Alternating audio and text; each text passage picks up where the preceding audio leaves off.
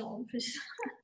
Donc, bonsoir tout le monde. Bienvenue ce soir au premier tête-à-tête du format du Comment, du Pourquoi. Et ce premier tête-à-tête, je voulais le démarrer avec quelqu'un d'atypique, quelqu'un de différent de moi, dans le sens à la fois épigénétique, professionnel et process, et pourtant très proche de moi puisqu'il s'agit de mon époux.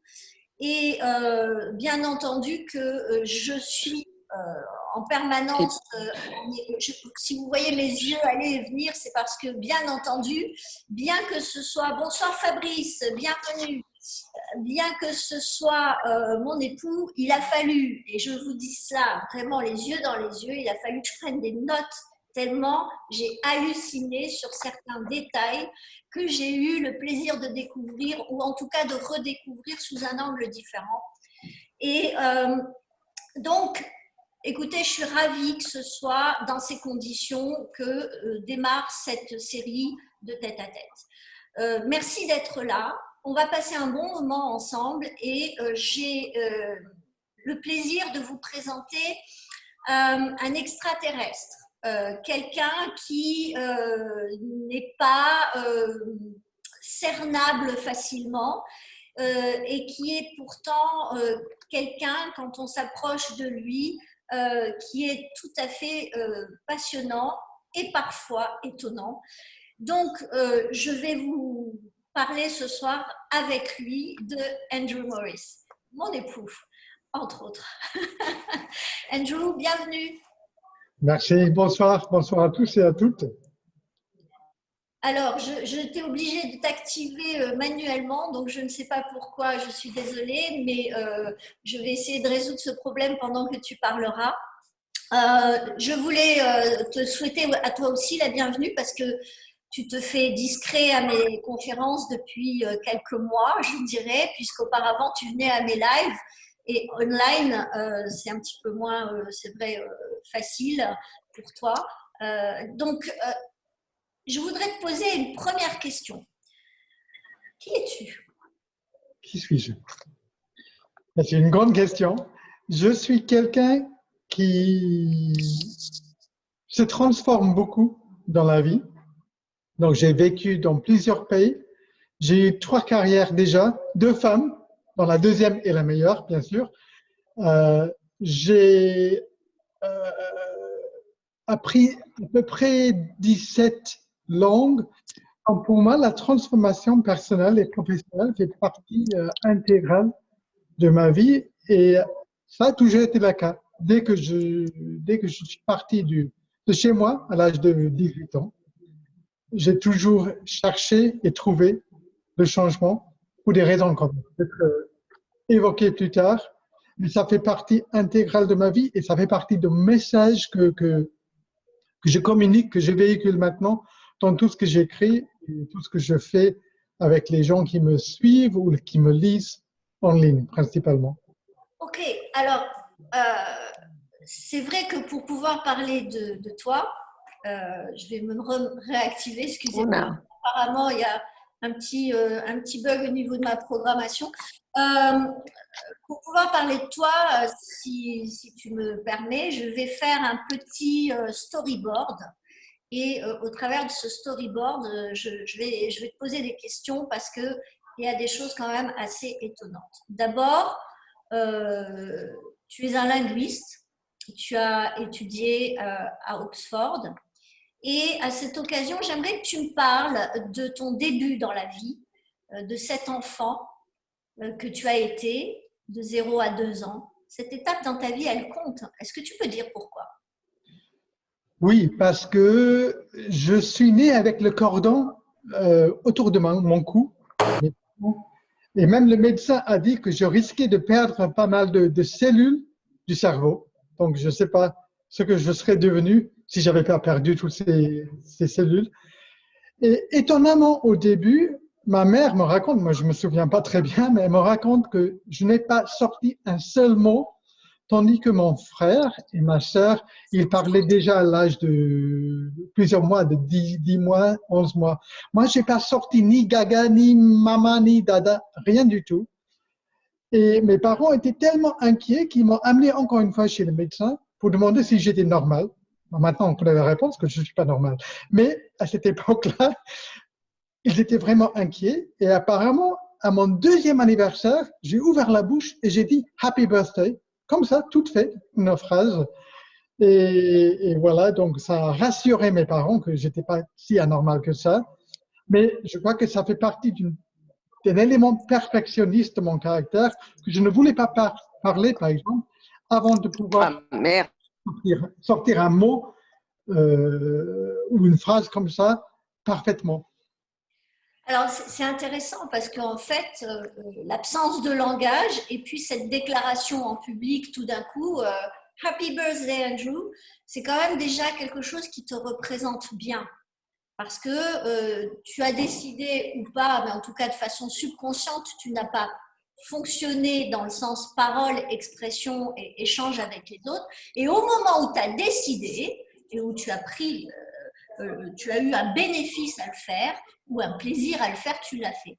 Et je trouvais que symboliquement, c'était un joli démarrage. Alors, je vais me permettre de boucler les micros de certaines personnes, parce que j'entends des bruits, donc voilà.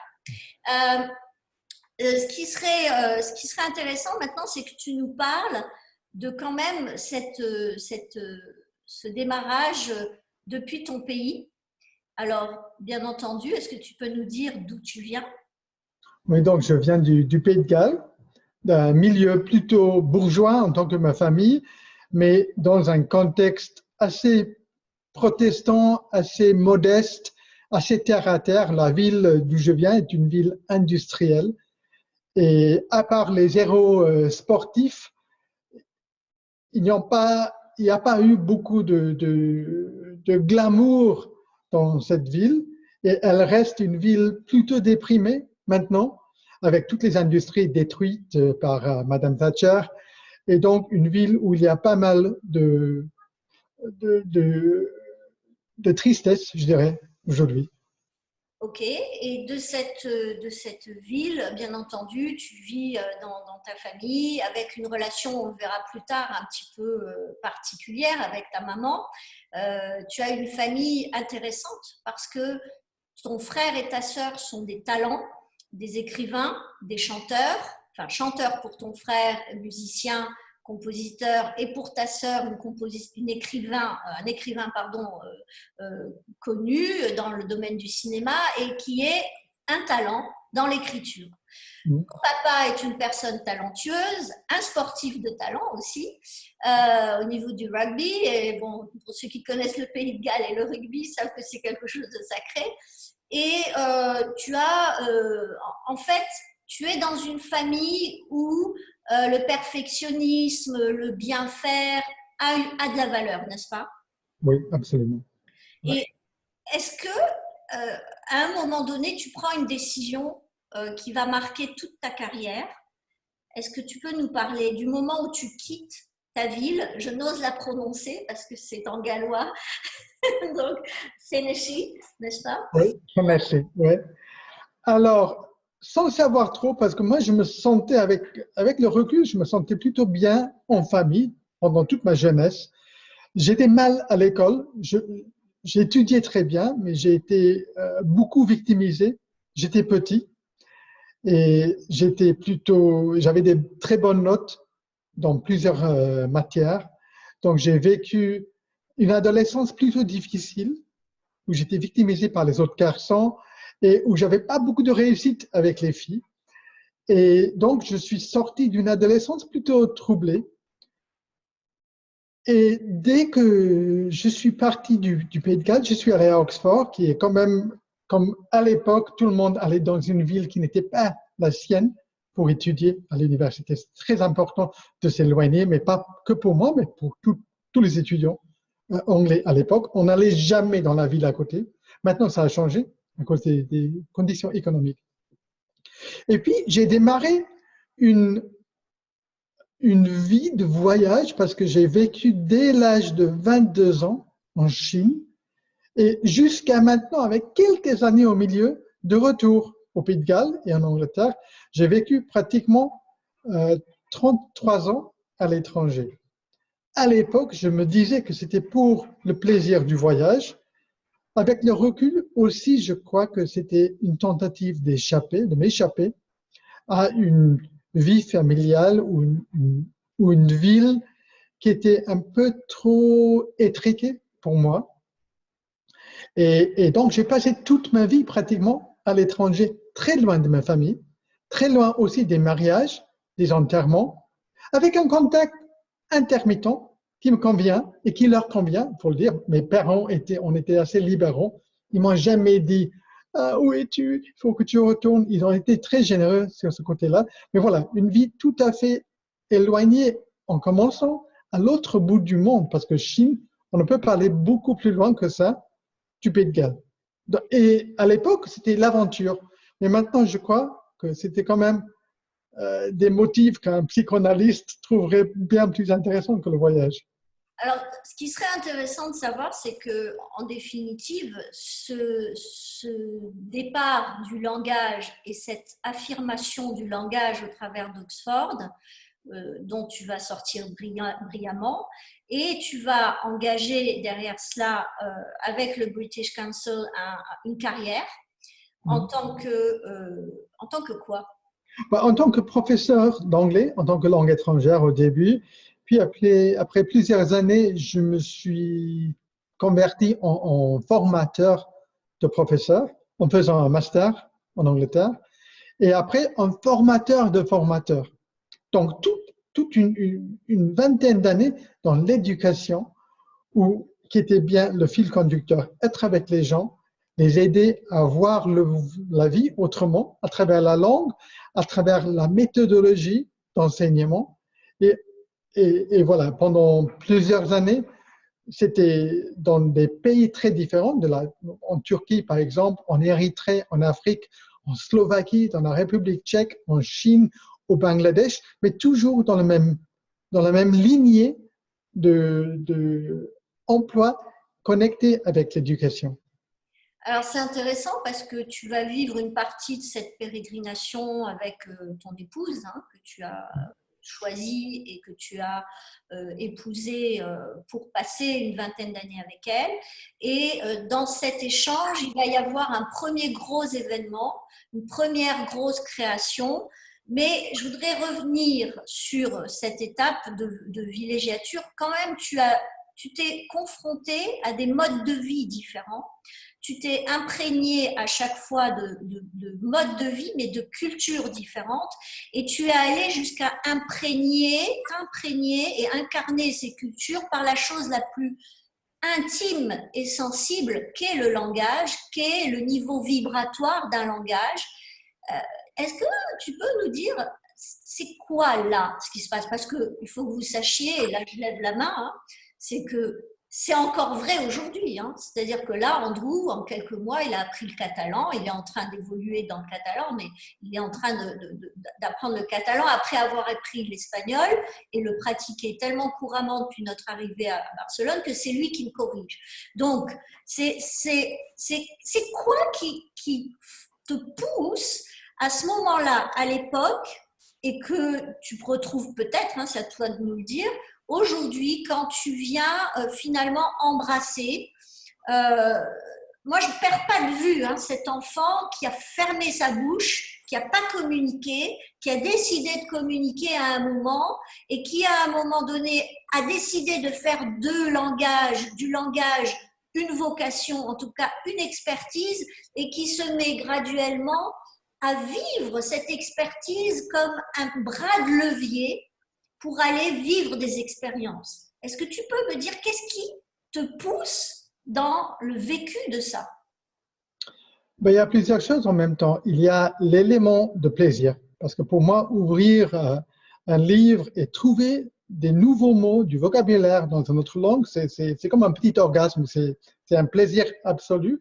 Et je passe des heures et des heures chaque semaine, hors du cours formel à découvrir des nouveaux mots. Chaque fois que je découvre le mot pour tondeuse ou réconcilier dans un autre monde, c'est comme un petit monde qui s'ouvre en même temps. Donc, il y a le plaisir pur de ça.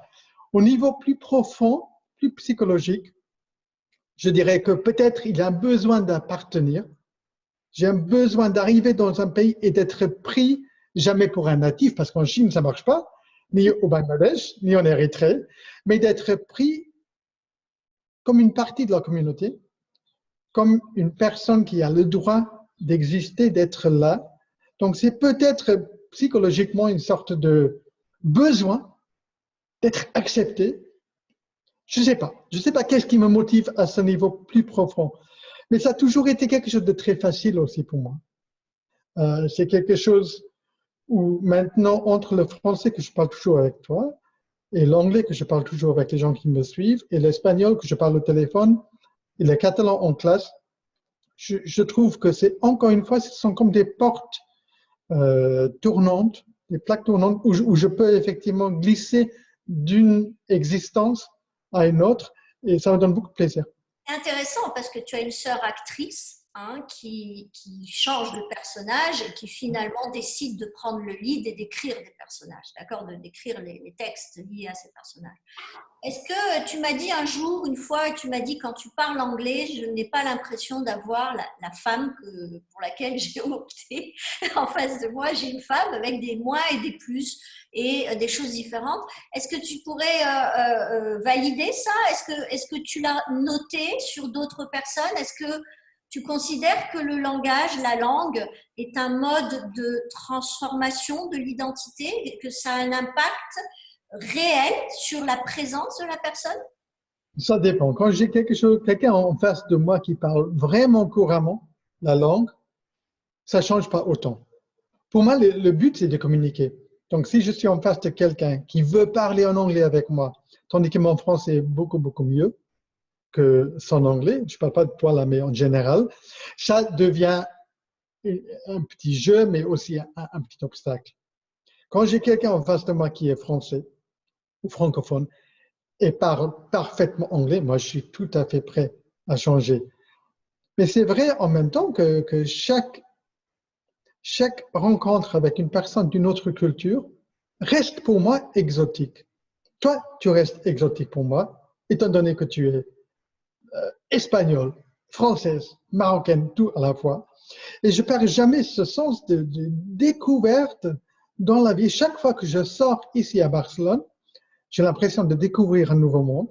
Chaque fois que je sortais en France, même après 9 ans d'existence en France, ça semble exotique. Et je crois que ça aussi, ça m'attire beaucoup. J'ai besoin de l'exotique, de la nouveauté dans ma vie. Une horreur de rester le même. Et chaque fois que je rentre à ma ville natale, même si je suis très reconnaissant pour les gens qui ont vécu là, qui ont créé un socle pour moi, j'ai l'impression de rentrer dans un cercueil et ça me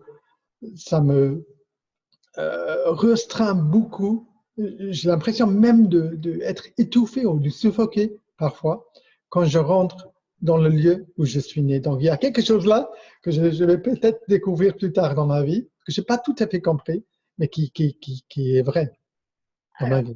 je pense qu'il y a aussi un paramétrage d'évolution et du fait d'avoir pris tes responsabilités, de t'être autorisé au changement et à la transformation, qui fait que quand tu reviens dans une épigénétique où tout est resté figé à 80%, parce que les gens évoluent malgré eux ou volontairement, et à ce moment-là, c'est un petit peu plus important, mais tu es confronté à ce personnage que tu as été, cette personne avec une identité pour pouvoir vivre avec eux. Et si ça ne s'est pas superbement bien passé à ce moment-là, tu réactives des circuits et bien entendu des programmes qui viennent te challenger. Et on a eu l'occasion de le vérifier. Moi, j'ai envie de souligner une chose. Dans ton passage au Bangladesh, tu es quelqu'un d'opportuniste, opportun, pas dans le sens négatif du terme, mais tu es avide, c'est-à-dire que tu as un appétit, et on est très très différents là-dessus, toi et moi, même si je partage ce désir de découverte, mais complètement différemment, mais tu as cette opportunité en permanence enclenchée d'aller prendre, embrasser et occuper un espace qui peut être intellectuel, qui peut être mécanique dans le sens factuel ou logistique, ou de l'apprentissage, et tu te l'appropries et tu rentres à fond dedans. Et jusqu'au point de devenir journaliste au Bangladesh et de t'éclater, d'avoir du succès et de finalement être connu pour ça, pour ce job. Et ça t'attire même une séquence complètement inattendue, puisque tu as un talent caché qui est celui de la musique, puisque tu es... allez, on va être modeste, puisque je révèle une chose, c'est qu'Andrew Morris a horreur des compliments. Donc tu es un musicien et il joue de plusieurs instruments, saxophone, piano, guitare, flûte, harmonica, j'oublie quelque chose? Non, je ne crois pas. Okay. Sauf la voix. Bon, Ouais. Mais, et c'est vrai qu'à un moment donné de ta vie, la musique, le yin, la partie créative, le rythme féminin dans ta vie vient calmer la machine, parce qu'il y a un trait de caractère chez toi qui est quand même permanent, c'est cette boulimie. Et cette boulimie, je vais profiter de ce moment pour te poser une question avant d'enclencher sur les grands changements de ta vie. C'est quoi pour toi? Et là, ça va être très intéressant pour les gens qui sont là et qui connaissent le SAIL, etc. C'est quoi pour toi le futur? C'est quoi pour toi l'outil qui te permet de te connecter au futur? Est-ce que tu as besoin de ça? Comment tu processes avec, allez, tout ce qu'on appelle projet, vision?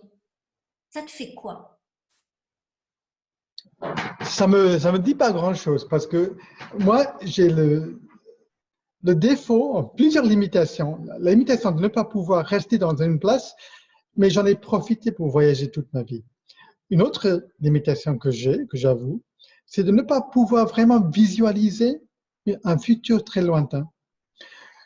Donc, parce que je suis très impatient, j'ai envie de nouveautés tout le temps. Et on ne peut pas visualiser un futur si on est féru de la nouveauté. Parce que si chaque chose change tous les jours et toutes les semaines, on ne sait jamais où on va être la semaine prochaine, sans parler de l'an ou de la décennie suivante. Donc, ma façon de compenser cette manque de vision, c'est d'être vraiment à l'affût de toutes les opportunités dans la vie quotidienne. Moi, je me lève chaque jour en disant comment est-ce que je vais changer ma vie aujourd'hui. Et une journée où j'ai pas changé la vie en quelque sorte me laisse un peu sur ma faim. Parce que je crois qu'on accorde beaucoup trop de respect à la phrase « ça m'a changé la vie ». Si il n'y a qu'une chose ou deux qui t'ont changé la vie dans la vie, pour moi, c'est une vie plutôt pauvre. C'est une vie où on se change chaque minute, ou au moins chaque jour, en apprenant. Et quand je parle de changer la vie, ce n'est pas quelque chose de cataclysmique, je parle de découvrir un auteur. C'est de découvrir un nouveau café où tu vas aller beaucoup de fois par la suite, ou découvrir une personnalité qui devient une amie. Pour moi, tout ça compte comme un changement de vie. Et j'ai développé ce talent, si tu veux, pour pouvoir être les yeux grands ouverts tout le temps, pour voir des petites leçons dans un commentaire en ligne, dans quelque chose que j'écoute à la radio. Et puis, j'ai cette habitude d'aller chercher tout de suite en ligne. Alors, de quoi ça s'agit? Par exemple, il y a quelques mois, j'ai découvert un jour un mystique indien qui s'appelle Sadhguru. Dans un entretien, le soir même, je t'en ai parlé, on a vu le même entretien une deuxième fois. Le lendemain, je suis allé sur son site web et j'ai booké un stage à Londres. Après être revenu du stage à Londres, j'ai dit c'est tellement bon qu'il faut que tu viennes avec moi. J'ai rebooké pour aller avec toi le mois suivant. Et puis je suis allé en Inde et tout ça dans l'espace de 2-3 mois. En Inde, passé une semaine à l'ashram de cet homme, j'ai fait des stages de yoga et maintenant, ça fait partie intégrale de ma vie dans le sens où je me lève chaque jour à 5 heures du matin pour faire des exercices de yoga et de méditation qui sont directement dus à ça. Et tout ça, ça a commencé en octobre.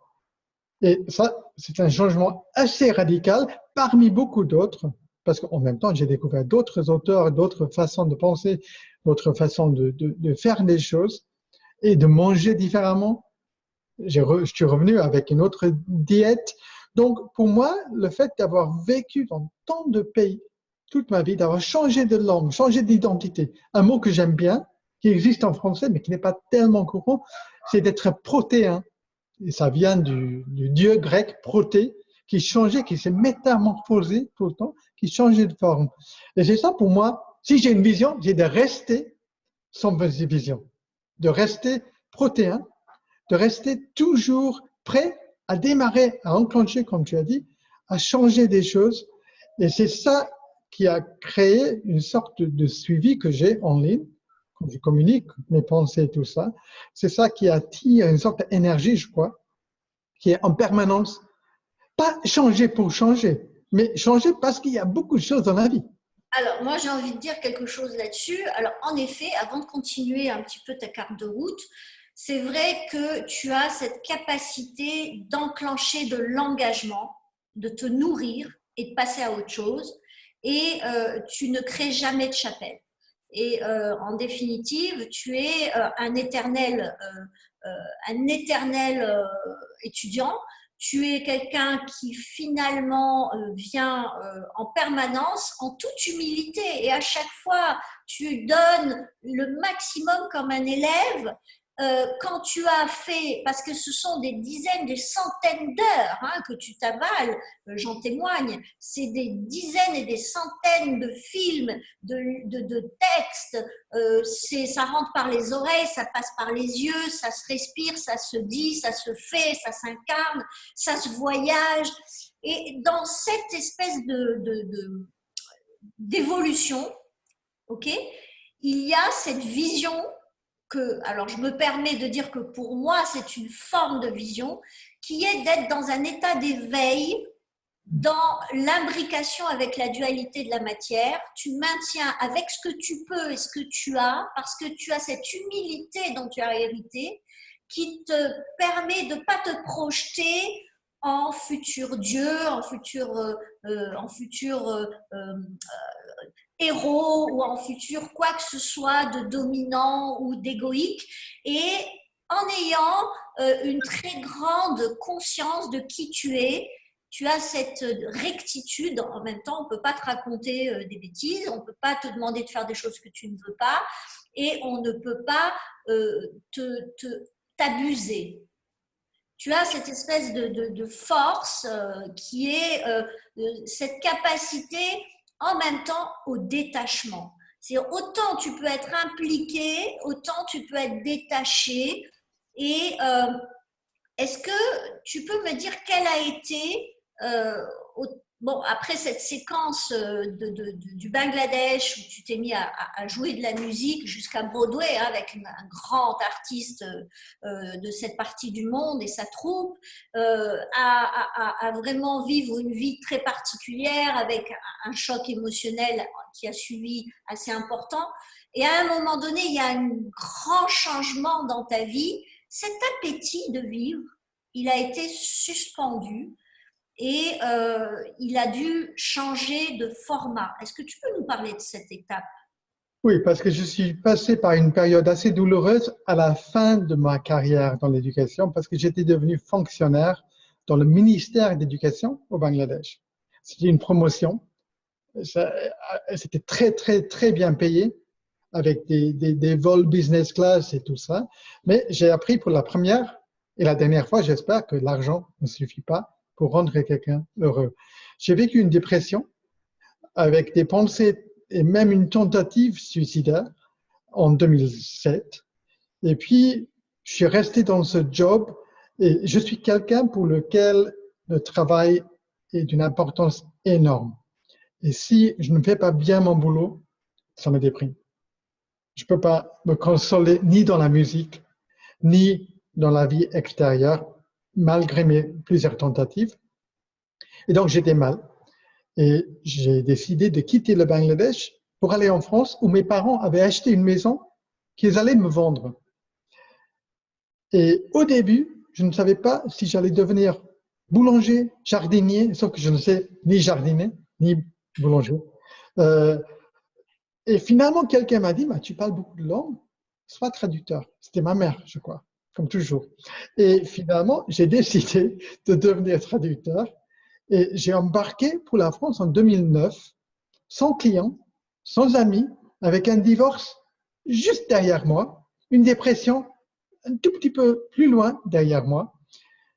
Et j'ai débarqué en France le 1er mai, donc demain, ça fait non, vendredi, ça va faire 11 ans depuis ce changement de vie. Et j'ai commencé comme un traducteur freelance et au fil des ans, j'ai ramassé de plus en plus de clients et puis finalement, j'avais trop de travail. J'ai trouvé des gens à travailler avec moi et j'ai monté maintenant effectivement une petite agence de traduction et je travaille avec 80 clients à travers la France. Alors, euh, je t'arrête là parce que, en définitive, c'était la deuxième fois que tu devenais entrepreneur. La première fois, tu avais monté une entreprise avec ton épouse de consulting et tu as eu la chance de travailler aussi avec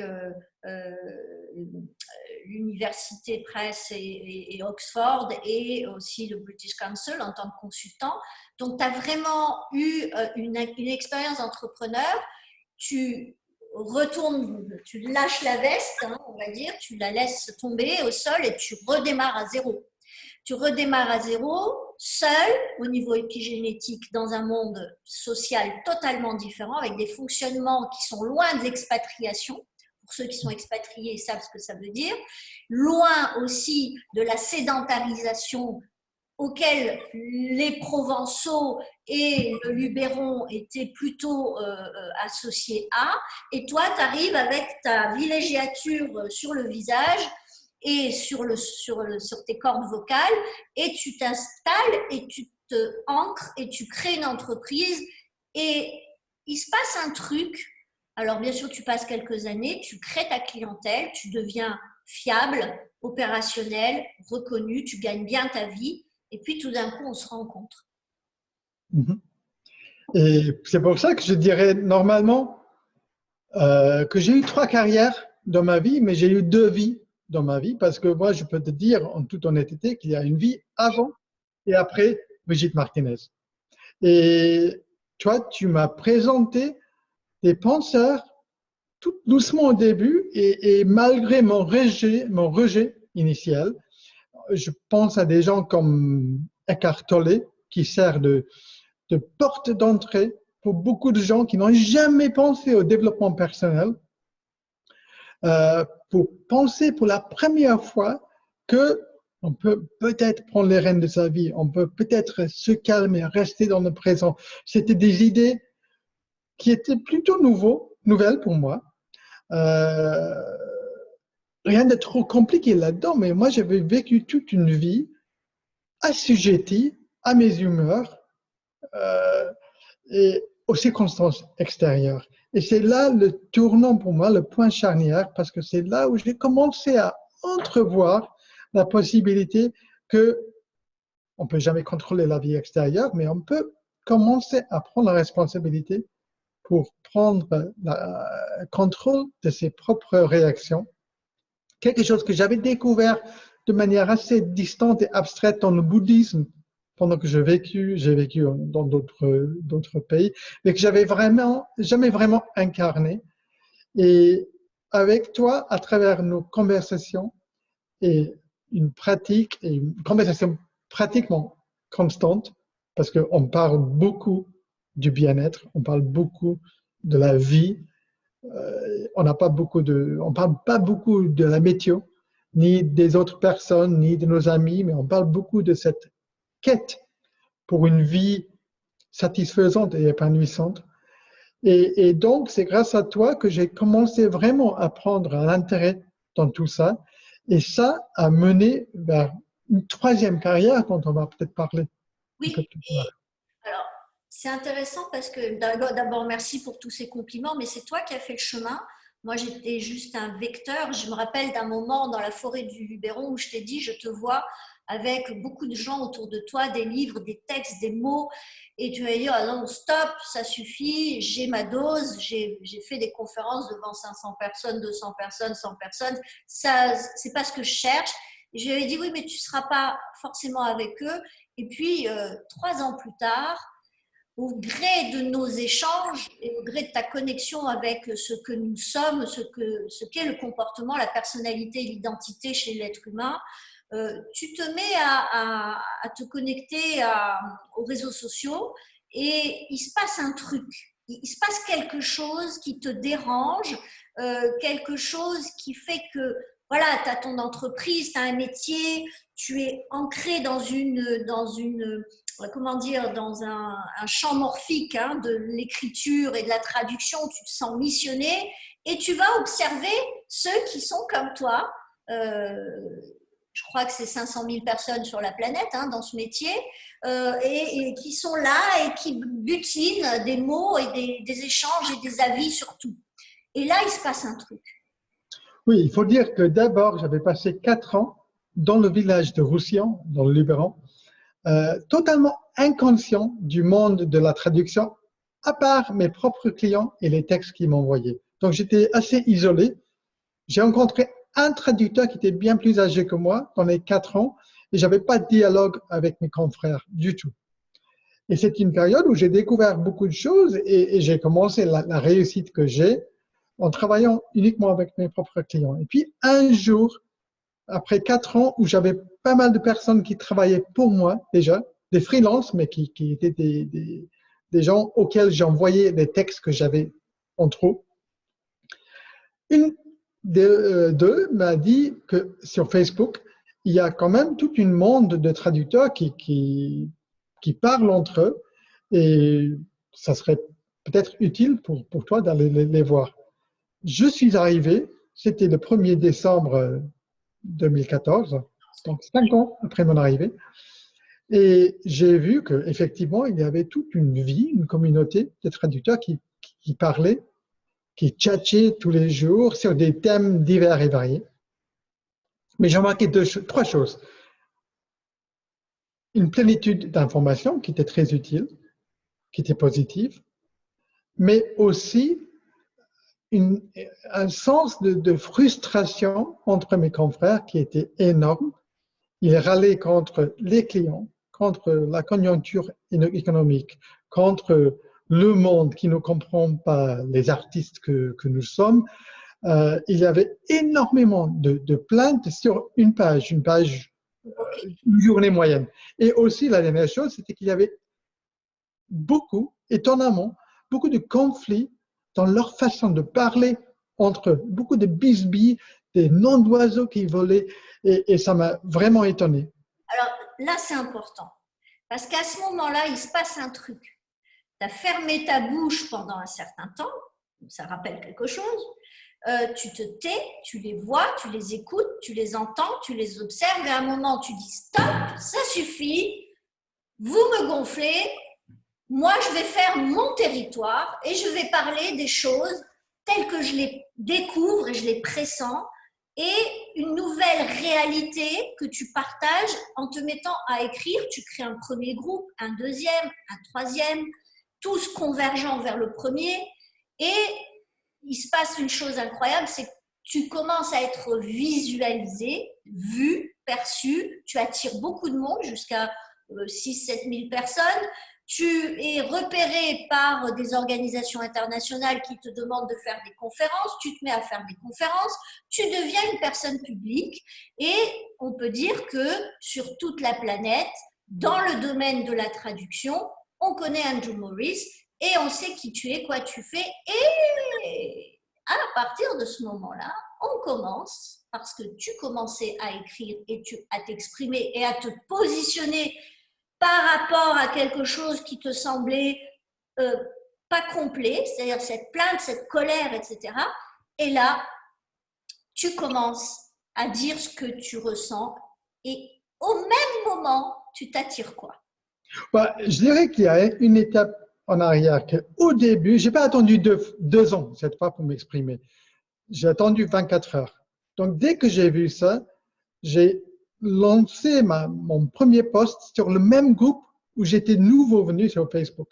Et j'ai dit, en gros, ce que nous savons tous. J'ai dit, et alors, si on s'arrête de se plaindre, et si au lieu de cibler les clients, si on ciblait nous-mêmes, si on pensait qu'on pourrait le faire autrement, si les problèmes qu'on vit ne sont pas le problème du monde extérieur, mais nos problèmes d'attitude. Donc, c'était des choses que j'avais appris de toi, mais déjà intégrées depuis un certain temps. J'ai remarqué dès le début que chaque chose que je disais laissait personne neutre. Il y avait des gens qui étaient inspirés et qui m'ont dit depuis, et ça fait 5 ans maintenant qu'ils me suivent, et des gens qui détestaient, mais dès le début, ce nouveau venu, mais pour qui il se prend qu'est-ce qu'il dit Il y avait des gens qui étaient carrément addicts à la souffrance parce que c'était leur identité. Des gens qui adoraient râler tous les jours. Et dès que tu as quelqu'un qui arrive qui te dit « Oh, stop, là, on ne va plus râler, on va penser à ce qu'on peut faire pour changer la situation qui cause la râlerie », il y avait bien sûr des gens qui disaient « Alors oui, qu'est-ce que tu vas nous apprendre ?» Mais aussi une minorité, il faut dire, une minorité assez vocale, qui disait, mais c'est qui ce charlatan? Ils ont commencé à m'appeler le gourou dès le troisième jour. Et donc, j'ai divisé tout le monde. Mais heureusement pour moi, j'ai appris assez rapidement à ignorer les personnes qui étaient vraiment contre. Oui. Alors, c'est intéressant parce qu'il y a un prix à payer dans la transformation. Et quand une communauté professionnelle s'attire, parce que tu es le seul, hein, faut le dire quand même. Là, par contre, tu vas pas faire le modeste. Tu es le seul à parler de bien-être comme tu le fais, de responsabilité pour transformer son état interne et attirer à soi une nouvelle réalité. Tu es le seul à avoir eu le courage, graduellement, parce que toi-même, tu étais en mode d'intégration pendant ce chemin. Et finalement, tu as commencé à faire des événements à Londres, à Prague, un peu partout, à Barcelone, et les gens se sont exprimés te disant en larmes, tu nous as transformé la vie, tu as changé notre façon d'approcher notre responsabilité professionnelle, mais pas que. Ça nous a permis de vivre des expériences en direction des autres catégories de vie. Merci, merci. Et tu continues à évoluer avec ça, à avoir finalement une bombe qui explose graduellement, hein, où tu as toujours des gens qui te critiquent, et il y en a qui sont des têtes de proue aussi, qui sont toujours les mêmes, et à un moment donné, tu prends une décision, tu travaillais énormément. Il faut que vous sachiez que Andrew était Noël, pas Noël, anniversaire, samedi, dimanche, matin, midi, soir, répondez à tous ces clients, mais répondez à tous ces postes, et tu continues à faire ça aujourd'hui. Tu es entièrement en pleine responsabilité de ce que tu fais et du rôle que tu joues. Et tu décides de monétiser un de tes travaux. Il faut dire que tu as créé des magazines, tu as créé des événements, tu as créé des groupes gratuits où les gens avaient des mindsets, des brainstorming, tout ça gratuitement. Et un jour, tu dis aux gens, écoutez, voilà, je vous propose, puisque je prends énormément de temps sur ma vie, de payer, c'était je crois 24 € l'année, ou un truc, c'était dérisoire. Hein. Et là, nous étions sur la route du Pays de Galles, et ça explose. Il se passe un drame. Il se passe un drame planétaire. Hein, on peut s'amuser à dire ça parce que c'était tout le monde, tous les pays et tous les gens qui commencent à te taper dessus, à t'insulter, t'incendier. Et moi, je voyais la situation sur la route, sur l'autoroute, et je voyais Andrew se poser les questions et se dire mais qu'est-ce qui est en train de se passer? au même moment, il n'y a que moi qui puisse le dire, ça, le raconter, parce que toi, au moment où tu l'as vécu, tu t'en es pas rendu compte. Suite à une chamaillerie avec ta maman, tu avais eu 1 an ou 2 de silence absolu, sans parole. Hein. À partir du moment où tu as partagé avec ta maman des décisions en relation avec le bien-être et le développement personnel un peu profond, il y a eu une rupture. Et le même jour, au moment où on était en train de vivre cette explosion, ta maman se réconcilie avec toi. Loi de conservation, rien ne se perd, rien ne se gagne, tout se transforme. Et à ce moment-là, tu as la transformation de ton univers professionnel qui se divise, qui explose, ceux qui te soutiennent, qui deviennent hyper évidents et qui s'autorisent à te soutenir et à dire qu'ils t'aiment, et ceux qui te détestent depuis toujours, qui continuent à le faire. Et à ce moment-là, il y a une forme d'amour encore plus cristallisée qui arrive, celle de ta maman, et un nouveau départ pour vous. Cette étape, elle a rendu quel service 3 ans plus tard? Bah, dès que j'ai annoncé cette décision, c'est vrai que ça a explosé en ligne, dans le petit bocal qui est le monde de traduction où tout le monde se connaît. J'étais traité de capitaliste, j'étais traité de arnaqueur, de quelqu'un qui n'avait jamais, après 3 ans, de poster quotidiennement, qui n'avait jamais voulu que faire de l'argent sur notre dos. Et voilà, une explosion énorme avec des blogs et des posts qui apparaissaient à mon sujet, où il me nommait. Et voilà, donc j'ai vécu ça avec un peu de difficulté, mais je dirais que moins qu'une personne qui n'aurait jamais étudié tout ce qu'on sait dans le développement personnel. Donc, toi, tu m'as aidé aussi à intégrer tout ça et à vivre avec. Mais ce qui est intéressant, c'est que la chamaillerie même que j'ai eue avec plusieurs personnes en même temps dans plusieurs blogs a attiré l'attention d'un entrepreneur new-yorkais qui a créé une société qui s'appelle Prose, qui est le plus grand réseau de traducteurs dans le monde. Et maintenant, je travaille pour lui. Lui, il a vu ce débat énorme, cette explosion, et au lieu de fuir les décombres, au lieu de fuir la destruction, il m'a envoyé un mail le même jour en disant ah, « Je vois que tu te bats là avec tout le monde, mais ton attitude me plaît. Est-ce que tu aimerais qu'on fasse un partenariat entre mon organisation, qui est le plus connu du monde de traduction, et le nouveau groupe que tu viens de démarrer ?» Et donc, il est venu le premier jour à me soutenir. On a fait un deal où lui, il allait me payer chaque mois pour que ses membres puissent accéder au groupe que j'avais créé. Donc, à un niveau, j'ai toute une couche de traducteurs soi-disant au même niveau que moi, qui me rejetaient parce que j'avais osé sortir du cadre où on est traducteur, on ne gagne jamais plus que 2000, 2005 par mois et on reste humble, on reste amoureux du mot. L'argent, ce n'est pas quelque chose qui nous intéresse. Donc, il y a tout ce blabla qui continue dans le monde de traduction.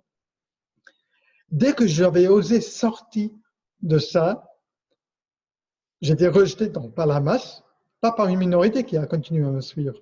Mais en même temps, j'ai attiré, mais le même jour, l'attention de quelqu'un à une autre station radio qui était à l'aise avec l'argent, avec des idées entrepreneuriales et avec une certaine volonté de développer et de grandir. Et c'est cet homme maintenant qui est mon ami et mon employeur et effectivement qui m'a changé, encore une fois, la vie parce que je suis pas salarié, mais je travaille pour lui chaque mois pour un montant qui est très généreux, où il me demande de communiquer avec tout son public, qui est de plusieurs centaines de milliers de personnes. Et tout ça, donc, c'était une destruction qui a donné suite à une création qui me convient mais parfaitement aujourd'hui.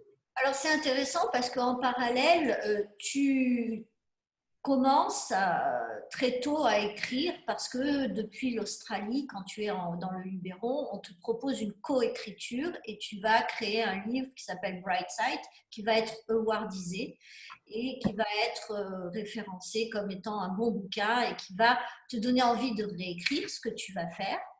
Aujourd'hui, tu es retourné à l'écriture, sachant que tu fais que ça dans la journée, tu écris des posts, tu écris des documents, tu traduis encore, tu as ton équipe de traduction, tu es en même temps un copywriter connu, tu as des qualités dans ce domaine, tu as un talent d'écriture. Moi, je suis jalouse, je vous dis tout de suite, moi, je suis toxique. Andrew se moque de moi parce qu'il me dit n'écris pas, parle, mais surtout n'écris pas. Et quand mes confrères avec qui je travaille, je leur dis écoute, vas-y, toi, dis-moi comment tu dirais ça. On rigole. Et c'est intéressant parce que il s'est passé quelque chose quand même après cette transformation, cette troisième transformation. Tu sais qui tu es, tu sais quoi tu peux faire, tu sais à quoi tu peux servir. Tu sais, tu es calmé sur ta vision qui n'en est pas une de qui tu es. D'accord? Donc ta perception personnelle, elle est en place. Tu as un panel que tu connais. Vers quoi tu viens d'ouvrir récemment sur quelque chose où tu résistais depuis longtemps et qui est devenu ta base aujourd'hui. Ce serait quoi?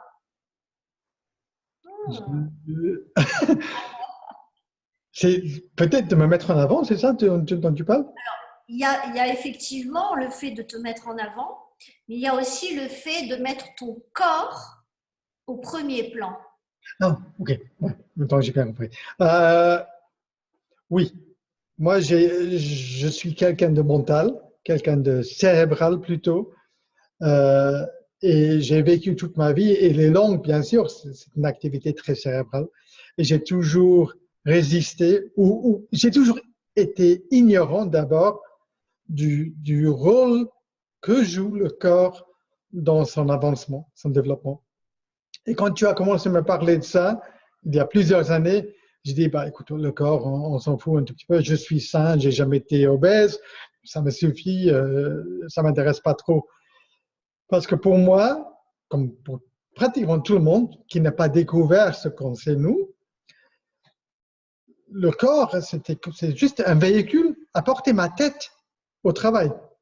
Et j'ai jamais réalisé à quel point le corps est imbriqué dans tout apprentissage, surtout d'apprentissage de leçons de vie. Donc, avec toi, malgré la résistance au début, et avec, bien sûr, avec Mani et Sam et tout le parcours du Zen.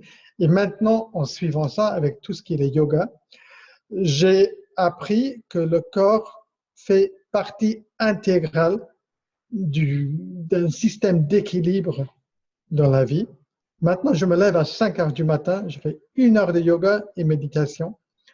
Et ça, c'est sacré pour moi. Et je le fais même quand je n'ai pas besoin ou pas envie de me lever. Chaque jour, quand le réveil sonne, je sors du lit en 5 secondes parce que c'est très important pour moi de créer ce fondement chaque jour dans la vie. Après avoir compris, et en Inde, avec toi, avec Mani et avec les autres leaders que j'ai suivis, l'importance fondamentale de l'équilibre entre le mental et le corps. Et je me sens beaucoup, beaucoup mieux. Faut dire aussi qu'il y a un mois de ça, j'ai eu une crise cardiaque qui m'a étonné, choqué, bien sûr.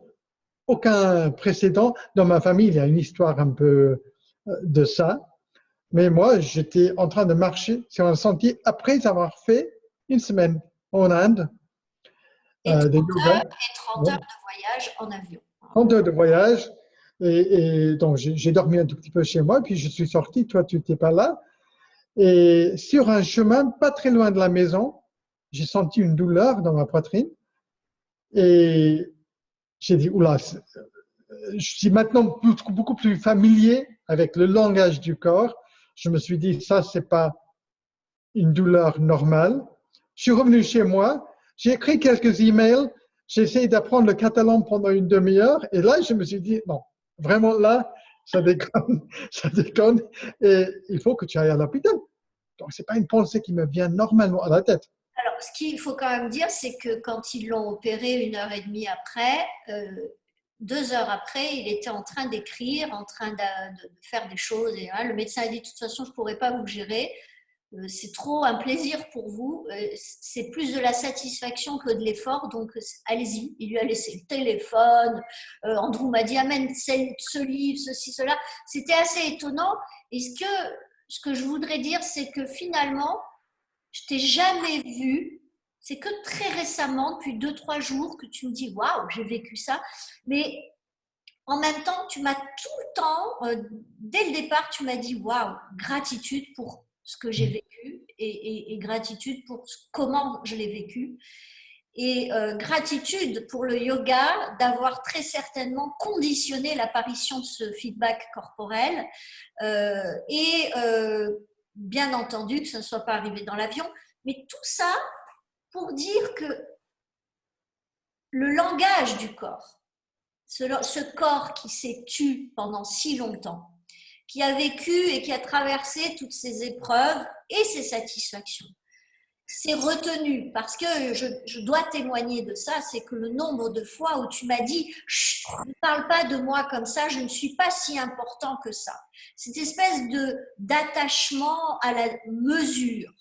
Et moi, cet attachement à la démesure, par mon côté oriental et marocain, étant native du Maroc, et il y a cette... J'aurais envie que tu dises 2 mots avant qu'on se quitte, parce que je ne veux pas que les gens se lassent, mais dans notre couple, qu'est-ce qui fait que tu puisses vivre un infarctus, tu puisses changer et te mettre en danger régulièrement, parce que ça, c'est la partie dont tu n'as pas parlé. Mais quand tu te mets à investir sur un site web, 2 sites web, 3 sites web, 10 logos, des choses, te mettre à faire un magazine, un deuxième en parallèle au cas où, etc., et où tout ça, tu le gères, tu le présentes, ça plaît, puis tout d'un coup, tu dis non, c'est pas ça que je veux, je passe à autre chose. Cette frénésie, le corps t'a porté. Et quand on est arrivé à Barcelone, je te disais, mais attends, tu peux pas tout voir d'un coup, etc. Finalement, à un moment donné, le corps s'exprime. Exactement comme toi. Aujourd'hui, qu'est-ce qui a changé dans ta vie, dans sa globalité, ou en voyant en background tous ces événements qui sont bien imbriqués et qui créent un équilibre parfait entre l'aventurier, l'homme casanier, l'homme social et l'homme très, je dirais, prude et retenu dans la connexion sociale, sont une énorme générosité. Je crois que les gens ne se rendent pas compte du niveau de générosité que tu as avec ton métier et ce que tu donnes en ligne, ton intelligence et ton côté pâteau dans la vie et tout ce que tu as vécu. Aujourd'hui, qu'est-ce qui fait que tu considères qu'on a créé tous les deux une danse, un équilibre, quelque chose qui pourrait servir aux personnes qui sont là avant la série de conférences sur le couple que je vais engager d'ici 1 ou 2 semaines? Je crois qu'il y a 2 choses. Premièrement, j'ai enfin intégré et appris à incarner la théorie, donc qui était auparavant une théorie dont parle Mani depuis longtemps, parce qu'il commence chaque jour qu'il fait avec le bonheur ne dépend pas des circonstances extérieures. J'ai entendu ça 1000 fois et j'ai jamais vraiment pu incarner ça dans ma vie. Avec son travail, au fil des ans. Tu as traduit ton livre d'ailleurs, en français. Oui, j'ai traduit mon livre, j'ai fait l'Institut, avec l'Institut Sen aussi. Et surtout, aussi avec cet Indien, Sadhguru, qui parle de la même chose, mais avec un autre langage. J'ai appris que vraiment, et maintenant j'en suis très conscient, et surtout depuis la crise cardiaque, que le bonheur est là dans la vie, dans les détails de la vie, et je suis complètement convaincu maintenant que mon niveau de gratitude, qui est énorme tous les jours, au point de verser des larmes parfois en regardant un trottoir ou un oiseau, euh, ça a finalement cliqué chez moi, que c'est l'intérieur qu'on travaille et pas l'extérieur. Et l'extérieur, ça suit. Donc maintenant, finalement, ça, c'est logé dans ma tête et dans mon corps. Et je ne crois plus jamais revenir à dire, mais je serais heureux si tu étais différent ou si mon salaire était différent. Ça, c'est le langage que je ne comprends plus. Donc ça m'a permis de te rattraper parce que toi, tu sais ça depuis longtemps.